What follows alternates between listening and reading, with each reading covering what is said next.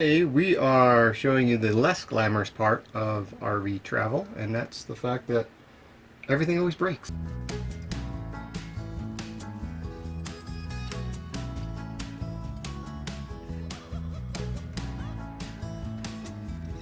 Today we're going to be replacing the toilet valve to a Thedford toilet.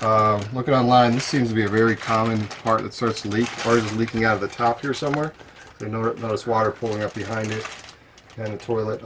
Ordered this on Amazon. I'll leave a link if you're looking for the Thedford, and I'll leave the model number of our toilet in case you're having the same problem.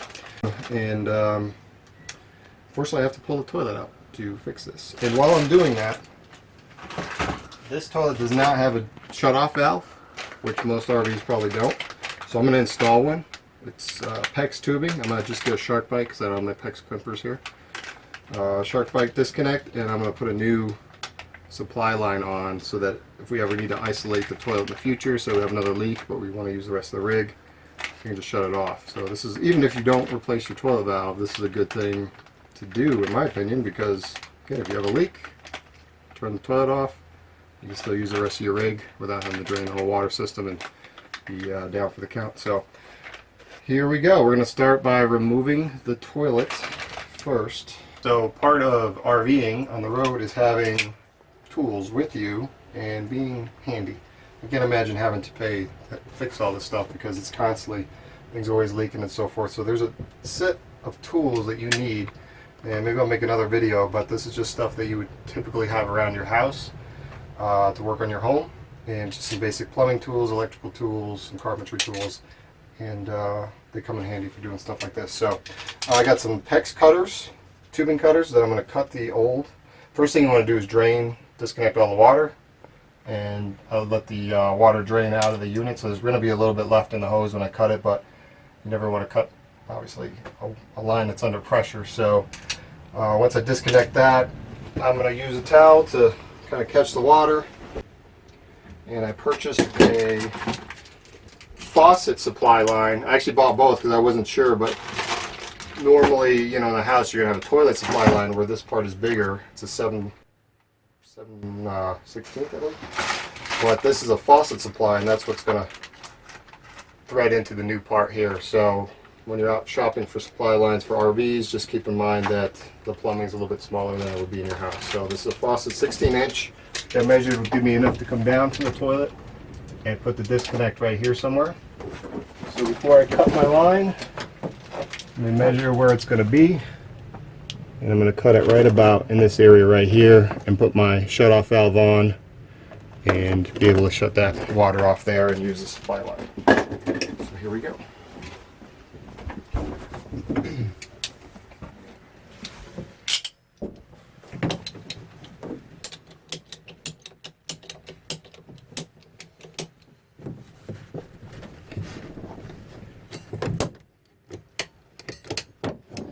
Just like that. Not too much water came out. And if you never use these shark bite fittings, they sell them at Home Depot or Lowe's. They are awesome. I've been using them for years. They actually started in Europe. They don't require any tools. All you do is it'll connect to copper or CPVC or PEX tubing, which we have PEX tubing here, and it just slides on. Give it a little tug, make sure it's seated, and that's it. So, you know, don't need any special PEX crimpers or PEX fittings. Slide it on like that, give it a little tug, make sure it's seated well, and that's your connection. Done deal. Anybody can do this. You don't need this part for supply line. And it's a quarter turn valve, so right now it's off, and technically we could turn the water back onto the rig and be good to go to continue working, but we're going to hold off on that for right now and just catch any water coming out of the back of the toilet.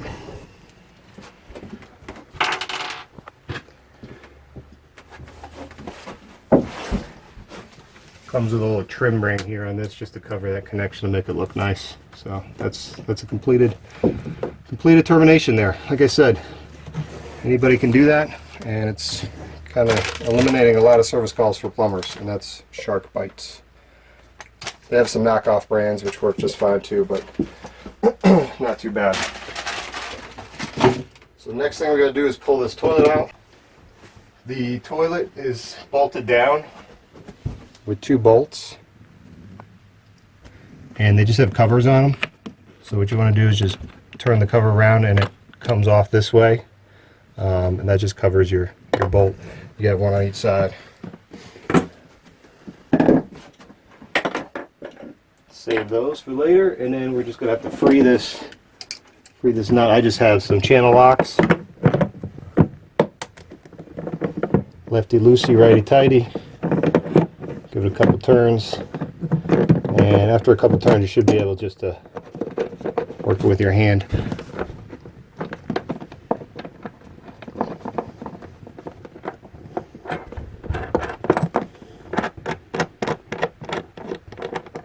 Just like that. Same thing on the other side. Save all this hardware because you're going to put it back on. And theoretically, the toilet should just come right up. So I'm going to grab some paper towels to set this on.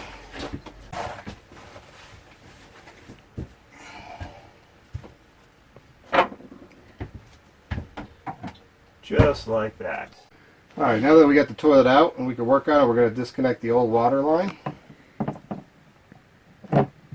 Again, just using a pair of channel locks is fine. Case, just cut this so that it doesn't get in the way.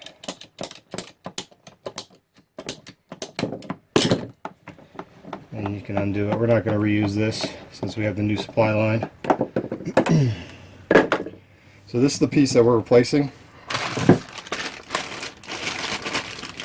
And ours was leaking from up here somewhere. A lot of people complain that it leaks from the threads here, that this cracks. So either way it's leaking, so we got to replace it.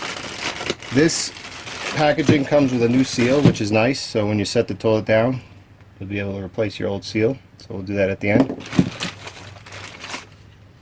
And this guy's going to go in there just like that. So first thing we have to do is disconnect this Phillips head screw.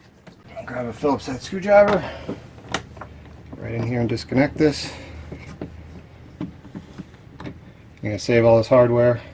And then there's a tab right here that needs to get popped up gently. Everything's got to be gently on this because it's all got to go back together. Obviously this old valve is going to go, but the rest of it's...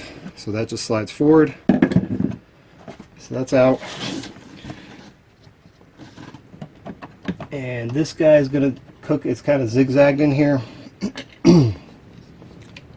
Like this. So you're going to have to free this, and you don't want to destroy this old hose, the fill line. So gently pull everything apart. Just work this forward. There we go. Alright, and just tilt and wiggle this guy out, just like that. That's the old valve is out. Okay. And the new one is going to go back in. So kind of in the reverse order of everything. So this is going to go back in here. Just dance it down in there. Just like that. And you're going to want to seat this. This channel is going to go right in here. It's a little bit of a dance. There you go.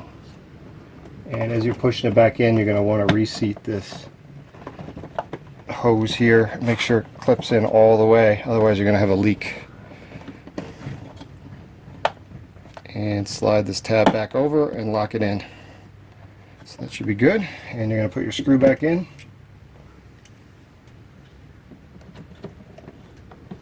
Hold everything in place. Just like that. So now, once I set this in, I'm going to put the supply line on here. And we're going to put the new ring in and set the toilet back in. Okay, we have to take the old ring out and just use something flat. Make sure nothing falls in your black tank. And just like that. Best thing is to put this ring on the bottom of the toilet so that it properly lines up.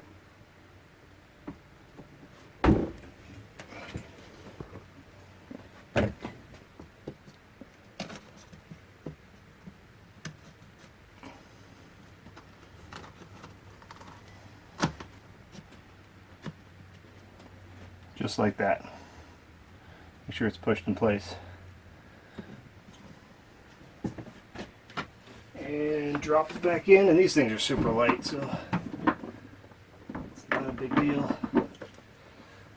Set it right back on your bolts. Make sure everything's even. Take the nuts.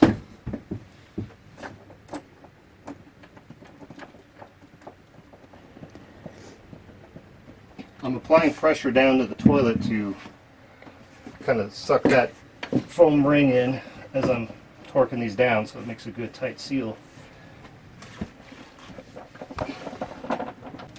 Take your wrench and your channel locks and just finish tightening up. Just don't over tighten because it's all cheap plastic. You don't want to crack anything.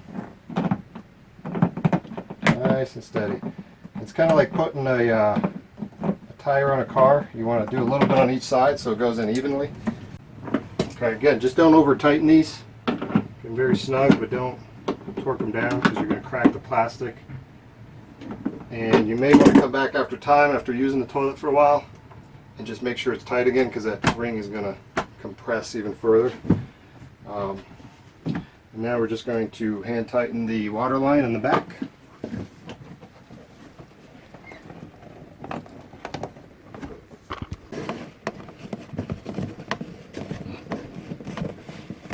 And the last step is we're going to turn the water on. We've already turned it on outside. We're going to check for any leaks. Make sure everything's working. Okay, water's on. No leaks here. Our PEX is holding good, our PEX connector. And we're going to try flushing.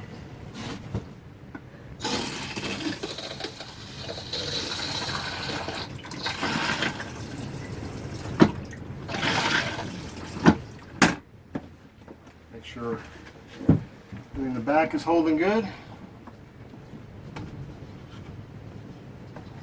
And that's it. Oh, last step. Put your covers back on. Your bolts. There you go. And I would bleach everything, because obviously you've had your toilet cleaner, hand sanitizer, and then just bleach everything down where all the water was, just to sanitize obviously. But that is a quick job. Save some money taking it to the shop, and I believe the part was about $25. I'll leave a link to Amazon, and then if you decide to do the PEX shut-off valve and a new supply line, I think the PEX was like $6-7, and the supply line was another few dollars. So, you know, probably under $35-40 for all the parts, and the toilet works good again. So, again, not the most glamorous part of RVing, but this is facts of life. So that's the end of the job, and thanks again for tuning into our channel. We'll keep giving you some RV tips and hopefully some more of the good stuff. So we'll see you guys in the next one. Definitely like and subscribe, and maybe leave a comment about some things that you guys are working on your RV or some troubles you've had along the way. Let everybody else know how you handled it in the comments below. Thanks, guys.